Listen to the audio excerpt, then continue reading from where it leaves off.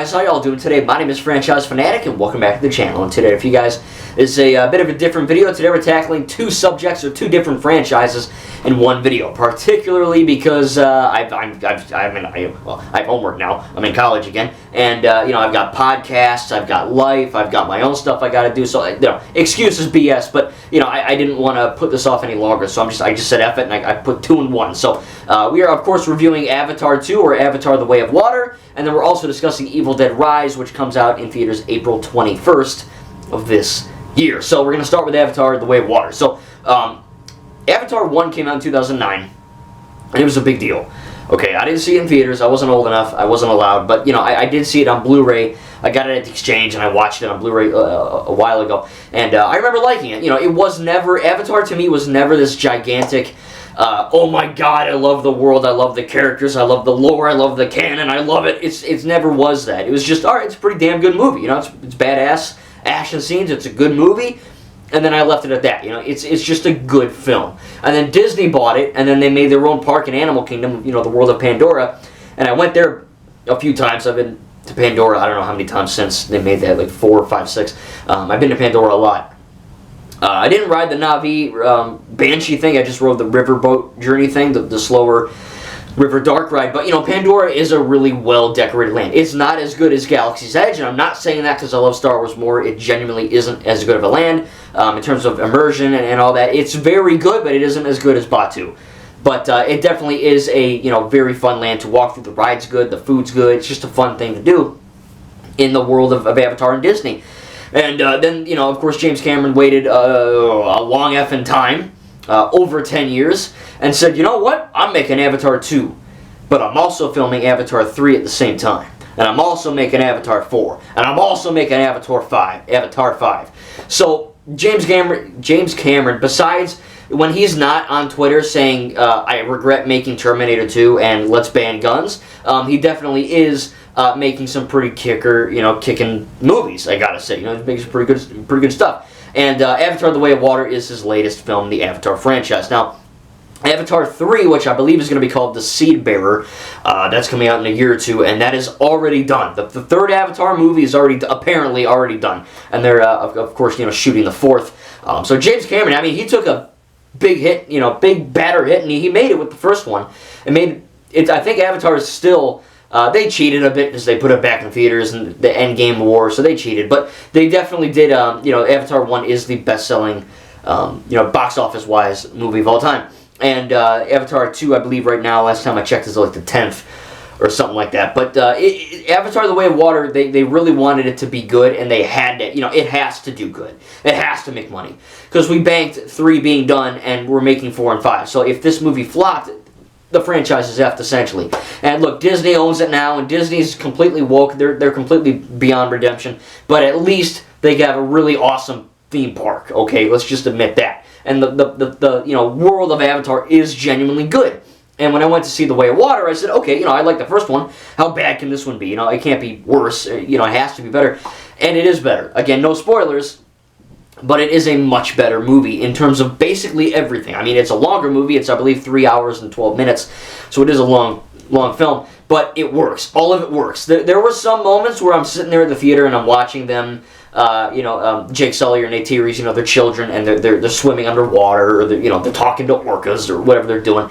And while the CGI in this film is 99% photorealistic and flawless, there's that 1%.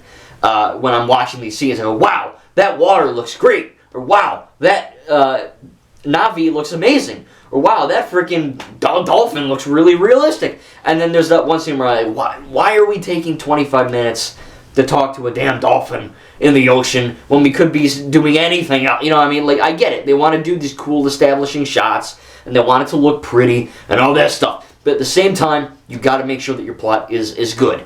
Thankfully, there was only one moment where I got a little bit bored, and I was like, all right, it looks nice, but let's move on from the water now. And it definitely, it's to its betterment that they did that, actually. Because at the same time, I'm thinking about it, and I'm like, okay, that one scene took me out of it for like 1 second. But if they didn't have that one scene of that one character with that one creature, then this part later on in the film wouldn't make any effing sense, and I'd be lost. So there are moments like that where you got to pay attention. You got to know what's going on. So if you don't, there's going to be moments where you're watching this movie and you're going to be like, what the fudge is going on? Because again, it's 3 hours and 12 minutes. So you kind of have to effing pay attention. You know what I mean? This is not a breezy thing. And thankfully, it's a very well done movie. First of all, let's just talk about the CGI.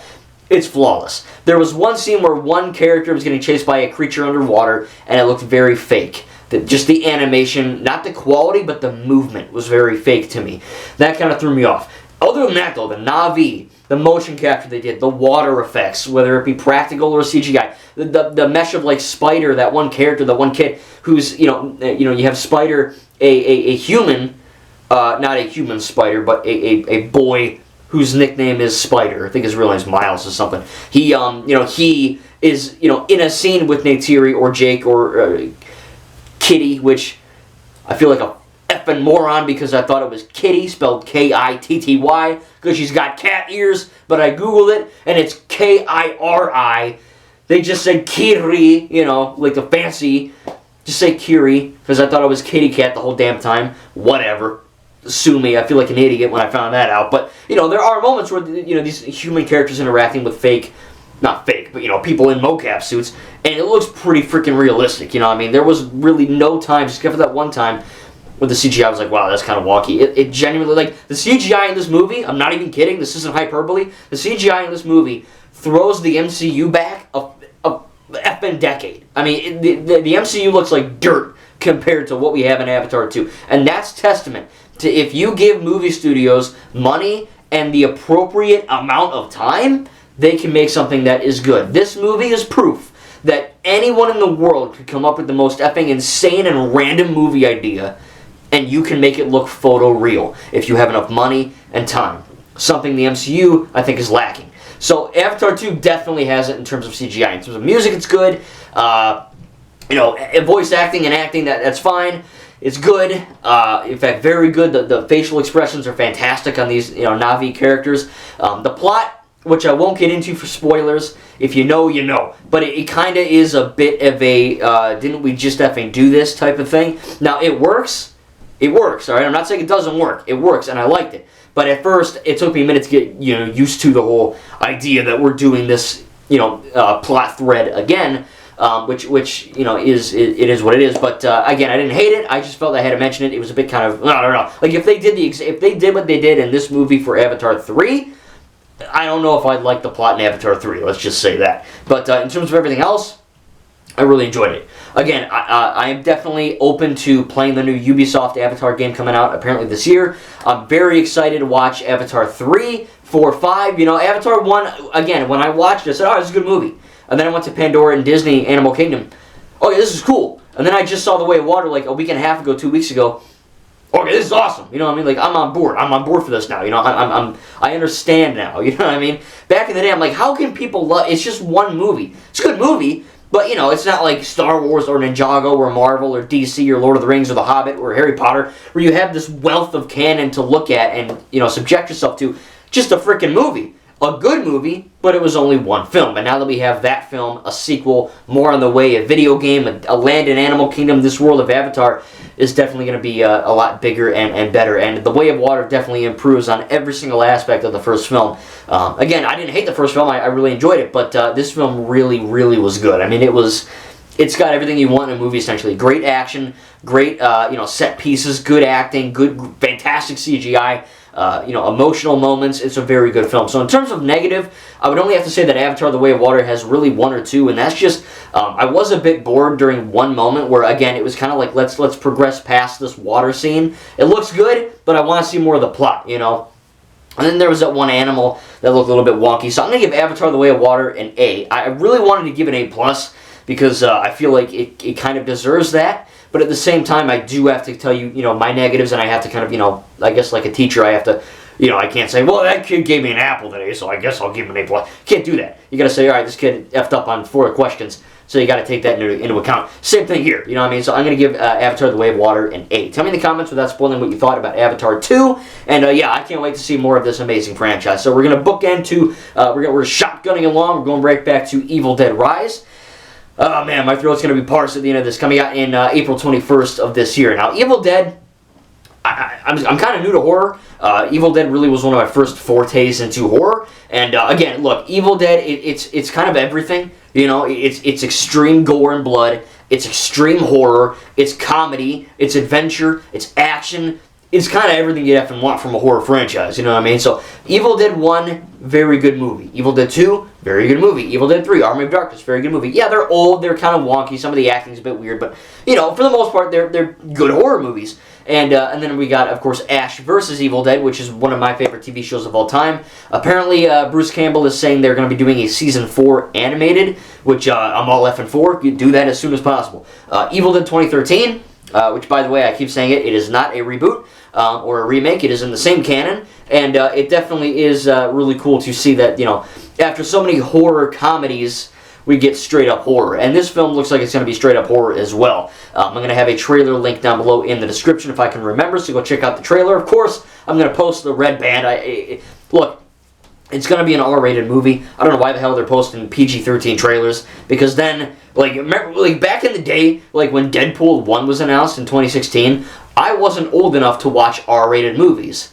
And I freaking hated that because my friends saw it, and I was really mad. But, you know, I saw the trailer for Deadpool. It was Green Band, and I said, oh, cool, another Marvel movie, whee! You know, I wasn't that young, but you got my idea. And, you know, I was like 14, whatever, 15. And then they posted the red band, and I saw that, and I said, oh, guess I'm not watching Deadpool. Oh, well, same thing. Like, that's what sucks. It's like, why the hell are you going to post a Green Band trailer? If you know it's going to be art, you're just going to screw over all the teens. I guess parenting's out the effing window anyway these days. No one gives a shit. They're just drinking and looking at their phone. But my parents did, so they said, you can't watch Deadpool. Get fucked. And I said, all right, I guess I'll wait. Now I've seen it, and I loved it. But, you know, it is kind of weird that they even did that. So just post an R-rated trailer. I don't get why they're doing Green Band. But it is definitely an R-rated trailer, right? There's no, like, F-bombs or sex scenes, but, you know, there's some gory stuff in there. And I don't know when this takes place in the timeline of Evil Dead, if it's in, like, the quote-unquote 2013 reboot, or if it's going to be in the, you know, Ash Williams style thing. Again, it's all in the same thing, but I'm going to be kind of interested to see where this takes place in the lore. Apparently, Lee Cronin, the director, said it is going to draw upon lore, and it's going to firmly fit in the world, so we'll have to see where that goes. But either way, I'm excited for Evil Dead Rise. Hopefully it won't be a woke garbage dumpster fire as a lot of things are these days. Hopefully it's just a good, scary horror movie that, again, builds upon the franchise that I love so much, which is Evil Dead. So tell me in the comments down below what you think about Evil Dead Rise. Again, not a whole lot to say. It looks intense. It looks scary. You know, I think there's one or two moments that are a bit cringy. You know, like the one Danny, I don't know if that's a girl or guy. I'm not being anything. I just genuinely have no clue. He said, she, I don't know, said, I found the book. It's like, really? You found the book? It's like, oh, I thought you wrote it. Like, you know, there's some weird writing in there. But I think the mom is scary as fudge. I think that'll be cool to see. You know, this it's instead of, you know, Ash in a cabin or Mia in a cabin or whatever the fudge, it's going to be in a high-rise apartment building in the middle of a freaking city. That's going to be something cool to see. You know, it's something unique for the Evil Dead franchise. So again, tell me in the comments down below what you think about Avatar: The Way of Water and Evil Dead Rise. You excited for Evil Dead Rise? Have you seen any Evil Dead anything? Are you excited? Tell me down below. Again, I wanted to mesh these two. Hopefully you enjoyed this. If you want more, you know, meshing of two different things in one video, tell me in the comments down below as well. I don't usually do this. I was just, you know, I have history homework up the wazoo, so I had to, you know, I had to, you know, do this. But anyway, besides of me my hand being forced, I genuinely enjoyed talking about these subjects. And again, I love Avatar: The Way of Water. I can't wait for Evil Dead Rise. Thank you guys, and we'll see you in the next video.